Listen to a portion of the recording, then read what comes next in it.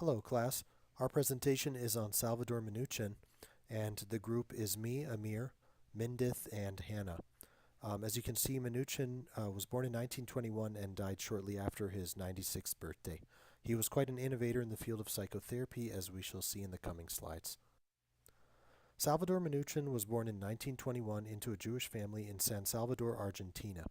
Although Argentina had an open-door immigration policy and over 150,000 Jews were living there at the time, Minuchin was born into a largely anti-Semitic culture. Minuchin trained for a degree in medicine and received his degree in 1947. He briefly opened a pediatric practice in Argentina, but then left for Israel to work as a doctor for the army, out of a sense of duty to the nascent state. Thereafter, Minuchin came to the United States where he trained in psychiatry, and thereafter he soon returned to Israel again.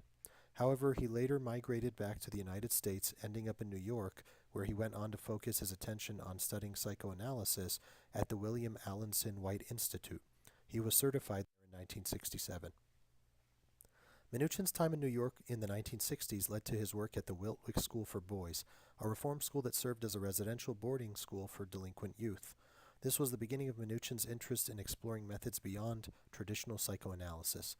Minuchin postulated many of his ideas because, in his work at the Wiltwick School for Boys, he found traditional psychoanalysis methods insufficient and ineffective in dealing with the delinquent charges at the facility. He obtained a grant from the National Institutes of Mental Health to train paraprofessional community leaders as therapists. During this period in the 1960s, Minuchin focused study of delinquent children in African American and Puerto Rican communities, which became the now famous book titled Families of the Slums, an exploration of their structure and treatment. At the time, Minuchin was considered to be a social justice activist and advocate, and considered a revolutionary of his time in his work with children and families. In the late 1960s and early 1970s, Minuchin focused much of his work on families of patients with anorexia. Minuchin asserted that dysfunctional individuals can and need the help of their families in the therapy process. Minuchin believed that families had resources to work through difficult impasses and crises with therapeutic help. His work with racial minority low-income families gave him insight into the impact of the social, political, and economic context of the time and its role on family therapy. Minuchin wanted to work to join the family system in therapy in order to understand the invisible rules that govern its functioning, in order to map the relationships between family members or subsystems of the family, and ultimately to disrupt dysfunctional relationships within the family, resulting in a restabilization into healthier patterns. His work focused on treating a client's present symptom or diagnosis by engaging the entire family in the process. He and his colleagues emphasized working with needy, indigent families from diverse backgrounds and aided in improving services for children, foster children, and troubled children. He became the director of the Philadelphia Child Guidance Center, where he worked with other family therapy pioneers, including Braulio Montalvo, Jay Haley, to name a few. Minuchin developed the clinic and worked to recruit minority professionals. With his colleagues Braulio Montalvo and Jay Haley, Minuchin created a one-way mirror to where therapists could learn from each other and dialogue about the therapeutic process. He worked to create a shift in the then current model of therapy, pushing the individual process of therapy to a broader family model. Minuchin argued that the problem within a child is a family problem, or any problem within a child is a family problem.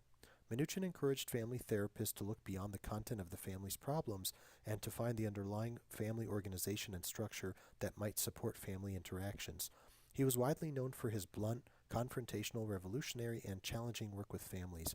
Andolfi remembers Minuchin lying on the floor with a child in a family therapy session in order to encourage and show, kind of as a role model, family bonding and family play with the father of the family. He believed that the therapy session could be used as a place to enact patterns of communication that could later take place in the family's home. Andolfi remembers Minuchin and his work at the Child Guidance Clinic as the most innovative and creative laboratory of family therapy in the world. Minuchin encouraged the notion that families can take an active part in an individual's therapeutic journey. He worked with families from the poorest and most marginalized communities, the most desperate for assistance. Andolfi also reminisces about his weekly lunches at a local deli with Haley, Montalvo, and Minuchin, enjoying the Minuchin special while they worked together to formulate therapy and discuss troubled cases. In 1981, Minuchin created the Minuchin Center for the Family, a place that is still running today. His son Daniel, an MFT, currently works at the clinic. Minuchin and the model of structural family therapy can be described as simple, inclusive, and practical, and it became one of the most widely used models of family therapy in the 1980s. Quote by Minuchin: I describe family values as responsibility towards others, increase of tolerance, compromise, support, flexibility, and essentially the things I call the silent song of life, the continuous process of mutual accommodation without which life is impossible. Application and efficacy of structural family therapy. Minuchin's work with structural family therapy has been utilized in therapeutic work with multiple populations in a wide array of treatment settings. Research and meta-analysis demonstrates the statistically significant effect of structural family therapy in the following therapeutic uses: family and marital therapy, psychosomatic children, adult schizophrenia, obesity, chronic physical illness in children, drug abuse, anorexia, disruptive behavior, adolescent substance abuse, conduct disorder, attention deficit disorder, communication training, behavior management training, and maternal depression. Another quote by Minuchin, actually the repeating of the previous quote for emphasis, just describing family values as responsibility towards others, increasing tolerance, and other themes here. And he talks about mutual accommodation as an important theme.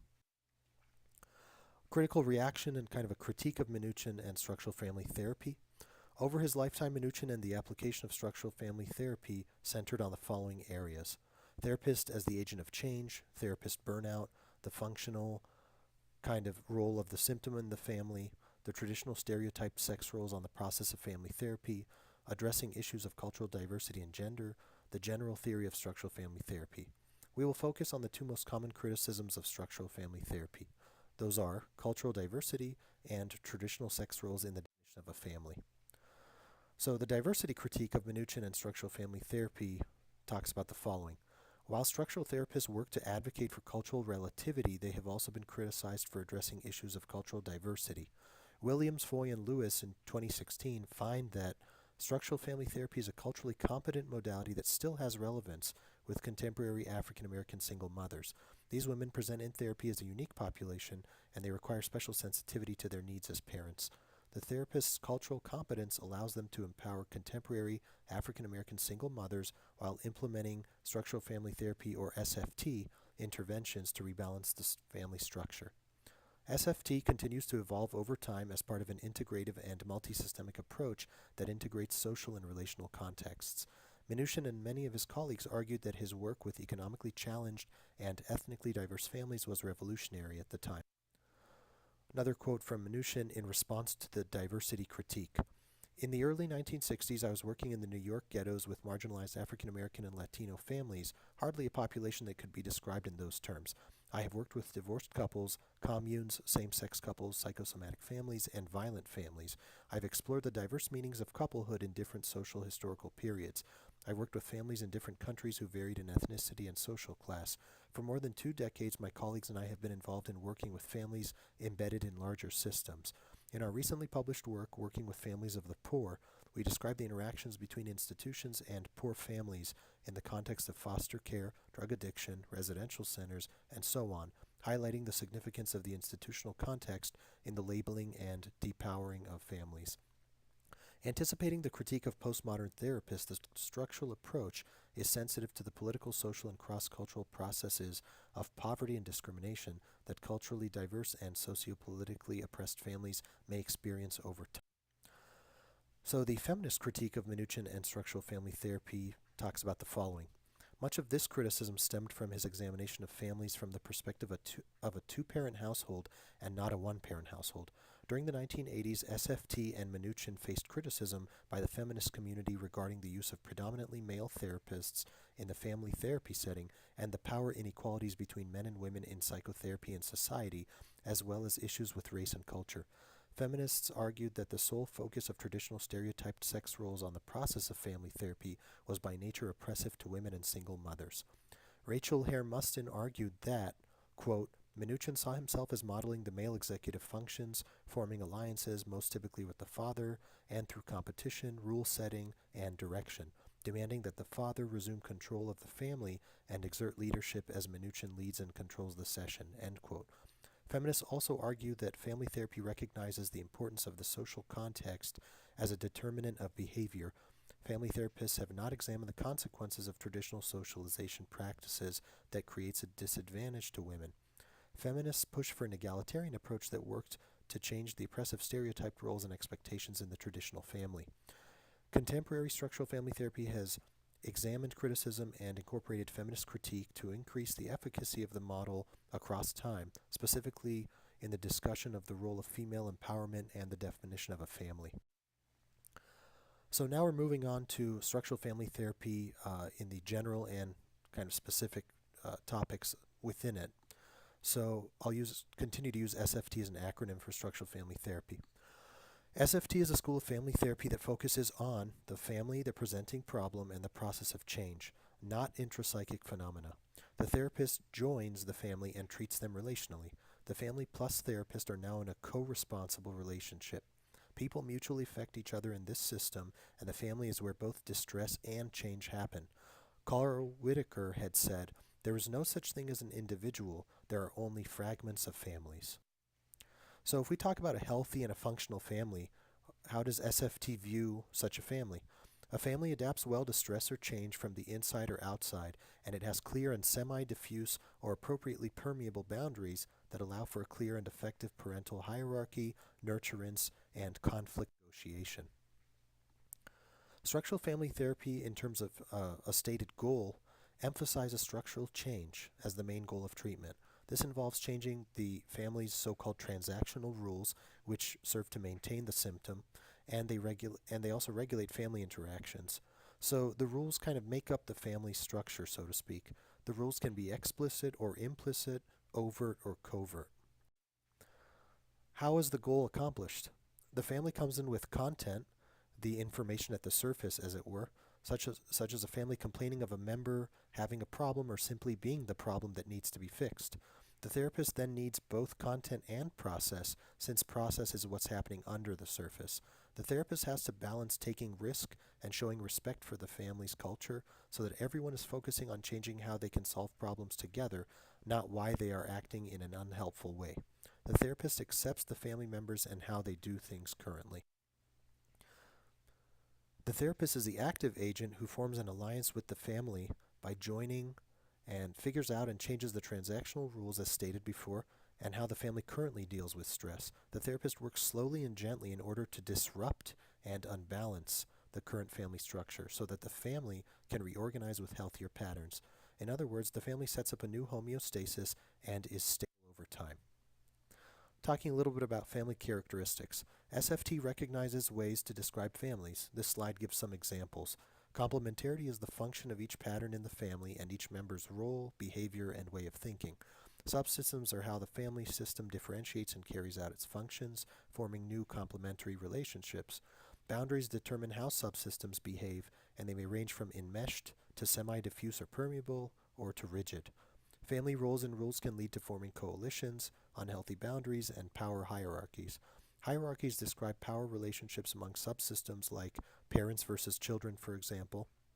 Finally, coalitions are a sign of dysfunction in families, and they involve mixed subsystems. Talking about family symptoms in SFT. Symptoms represent when families get stuck during development, life transitions, or stress without a good solution, or if a member tries to challenge existing roles or rules. The therapist wants to understand what keeps the family stuck, or what factors are involved in current symptom maintenance, not so much the cause of the symptoms. So, what does treatment look like? The therapist assesses or intervenes regularly, adjusted by the system's feedback. Remember that the system also includes the therapist now. Therapy is a dance of maintaining the family's sense of self and challenging that sense of self. One author divided treatment into 5 stages, so for convenience I will use that model here. Stage 1. Here the hypothesis is formed and the therapist reassures the family using a therapeutic attitude and joins the family. Maintenance acknowledges the family as they are, makes space, and identifies strengths. The therapist tracks the family to get closer, to flow with them, and join just enough without getting pulled in. Mimesis is mirroring the nonverbal cues of the family members, and this serves to increase closeness.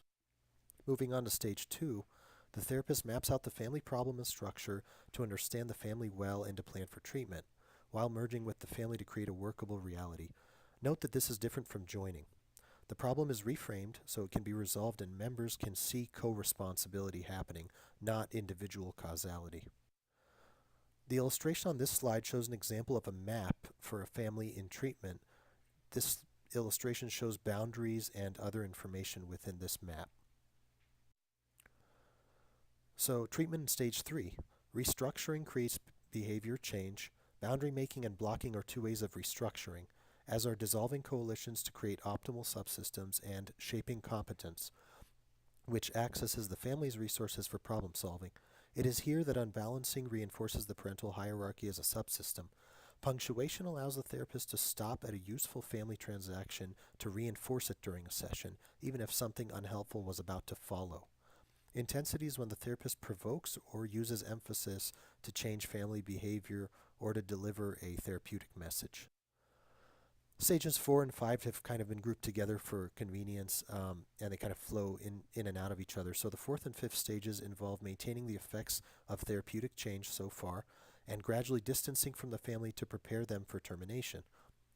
Despite this 5-stage model, it is likely that as a therapist moves with the family through SFT sessions, it is a fluid process and not as definable. So looking a little bit more at treatment, we talk about enactment. Enactment, which can occur at various points in therapy, involves asking the family to play out interactions so that the therapist can see transactions, rules, and problem behaviors in effect. That way, blocking and other techniques can work to disrupt unhealthy patterns. SFT finds family dysfunction and its treatment in context. Enactment as a 3-part process involves first watching the family's spontaneous interactions, then eliciting transactions, and finally suggesting alternatives. On the next slide, we'll be seeing a video of Minuchin discussing the theory and points of interest. Yeah, I don't think there is a way of skipping life, you know. You need to have some experience. But there are ways of teaching. Now, first, let's start with conceptually, what is enactment? Enactment starts out of my doubt about the meaning of language. I know that if I talk with people, people have rehearsed speeches. To certain situations, they will talk. And I never felt that what they said in the speech really gave me an understanding of the particular way in which they relate with spouse, child, and so on. So if a mother says, Jimmy gets very upset and then has temper tantrums, and I would say, well, Jimmy's here and he is very quiet and he's focused, and I think it's very nice.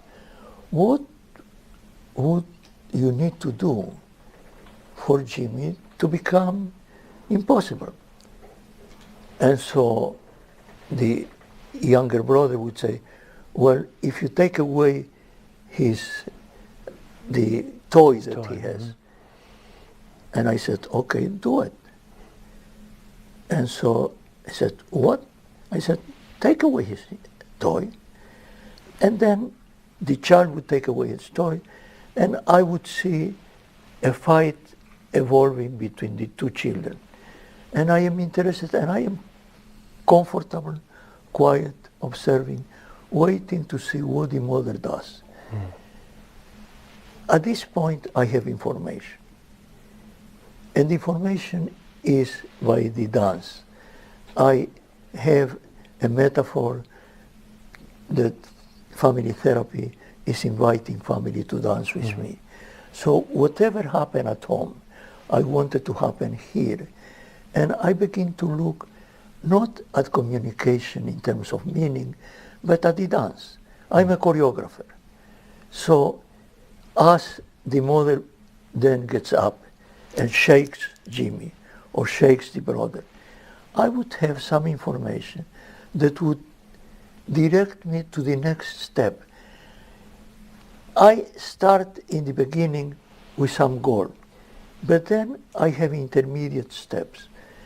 That enactment, that making the situation happen, gives me some information about the intensity of affect of the mother, whom she selects to punish, what is the nature of the punish, what do the children do they run away?